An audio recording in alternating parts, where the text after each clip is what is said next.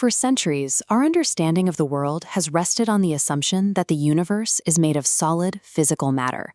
But as we probe deep into the subatomic level, that classical view of reality is beginning to shatter. In 2003, philosopher Nick Bostrom proposed the simulation trilemma, a logical framework suggesting that if any civilization survives long enough to develop the computing power to run high-fidelity simulations of their ancestors, the number of digital minds would eventually dwarf the biological ones. If that is true, we have to consider a different model of existence, one where the stars, the planets, and our own bodies are not made of fundamental particles, but of information, a mathematical rendering executing on a machine we cannot see. Often, this theory is used to explain away strange personal experiences, like déjà vu or the Mandela effect, but these psychological oddities are unreliable. To find the truth, we must look at the data recorded in our laboratories. By examining the hard constraints of physics and the capabilities of our own software, we can begin to see whether our universe behaves like a natural phenomenon or a manufactured environment. In quantum mechanics, we see a phenomenon called the observer effect. It shows that subatomic particles exist in a wave-like state of multiple possibilities until they are measured, at which point they settle into a single, definitive position. This was pushed to its limit in the delayed choice quantum eraser experiment. Physicists found that they could change how a photon behaved in the past simply by erasing the record of its path in the future. The particles seemingly waited for data to be logged before deciding what it had already done.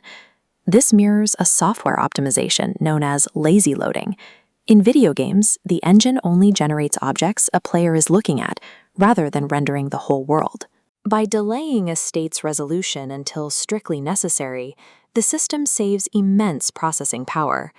If our universe only decides on a physical state when a measurement is taken, it suggests our reality is being governed by similar computational shortcuts to manage finite resources.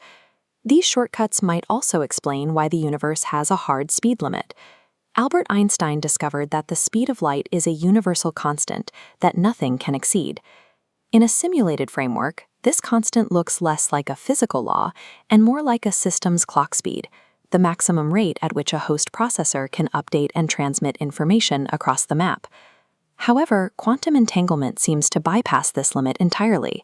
When two particles are entangled, a change in one is reflected in the other instantly, even if they are light years apart. This defies the rules of 3D space, but it makes perfect sense if those particles are just two different pointers referencing a single memory address in the host computer's backend. If space is just a rendered interface, then objects don't need to travel across a distance to interact. They are already connected at the level of the source code. For this theory to hold, we have to accept that a mind can exist without a biological brain. Our own progress in computer science is beginning to demonstrate exactly how that works. Researchers at Stanford have already built social simulations where AI agents are given unique memories and goals. These AI agents interact, plan, and react within their digital town, showing emergent behaviors that mirror human social dynamics.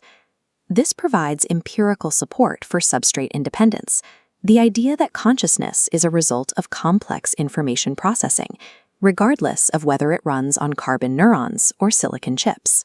We see this in our own lives through hard-coded instincts. Our drive for survival and social belonging behaves remarkably like the objective functions we program into AI agents to keep them on task. Proving that a mind can emerge from a machine removes the last theoretical barrier to the simulation trilemma. If conscious life is not tied to biology, then the number of simulated worlds could eventually outpace the single physical one by trillions. Once the first artificial mind is born in our labs, it becomes statistically difficult to argue that we are the rare original exceptions.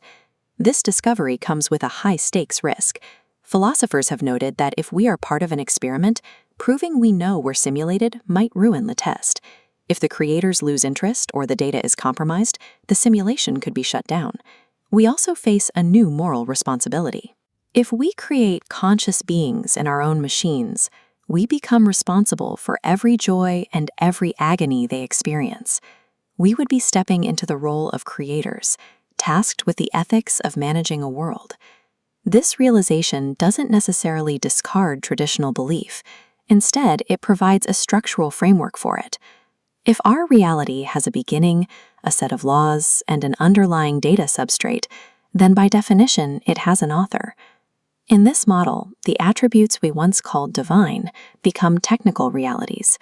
Omniscience is the ability to read the global state variables. Omnipotence is root-level administrative access. Miracles cease to be logic violations and become intentional patches from a programmer on a higher layer of reality. Seeing ourselves as code shouldn't lead to nihilism. As we struggle to build our own digital worlds with care and purpose, we gain a first-hand appreciation for the complexity of our own. It suggests that our existence is not just a random accident, but a deliberate, finely tuned act of creation.